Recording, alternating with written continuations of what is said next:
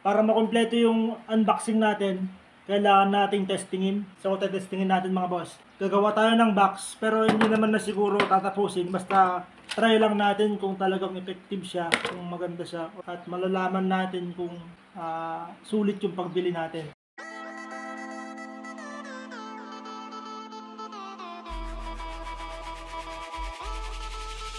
So ito may nabili tayo mga boss. Mag-unbox lang tayo ngayon. So isa siyang tools sa ating paggawa ng aparato mga boss. So nabili ko siya, parang nakursunadahan ko. Ang pangalan niya is Liduo. Nabili ko lang sa mga boss sa halagang 520. Ayan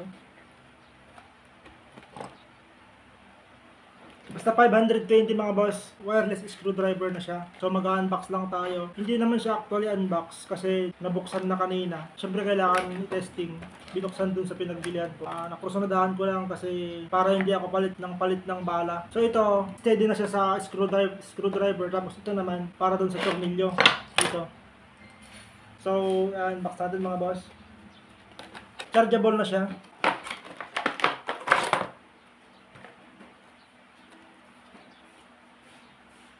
Siyempre, may manual siya mga boss,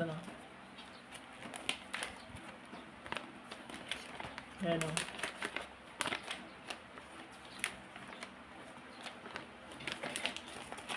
Then, ito siya.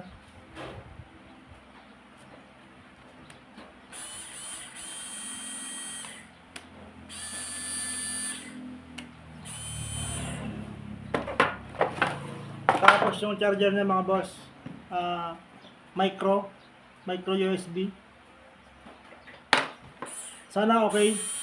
Para makumpleto yung unboxing natin, kailangan nating testingin. So testingin natin mga boss. Gagawa tayo ng box, pero hindi naman na siguro tatapusin. Basta try lang natin kung talagang effective siya, kung maganda siya, or kung useful nga ba siya. At malalaman natin kung sulit yung pagbili natin. So ito, yung ginagawa kong aparato. So yung box lang, kailangan nating i-assemble. Ito nga pala yung mga boss yung niya, mga kit niya. Ito. Tapos ito. Mayroon siyang 11 pieces screw kit. Ito mga boss, gagamitin natin.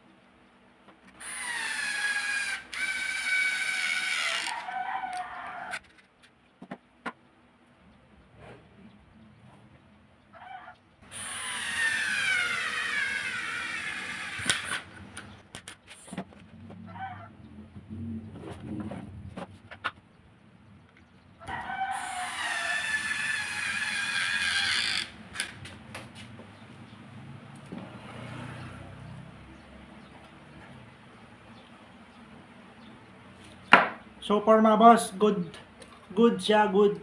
So legit. May kahinaan nga lang kumpara dito. Kasi syempre power tools ito eh.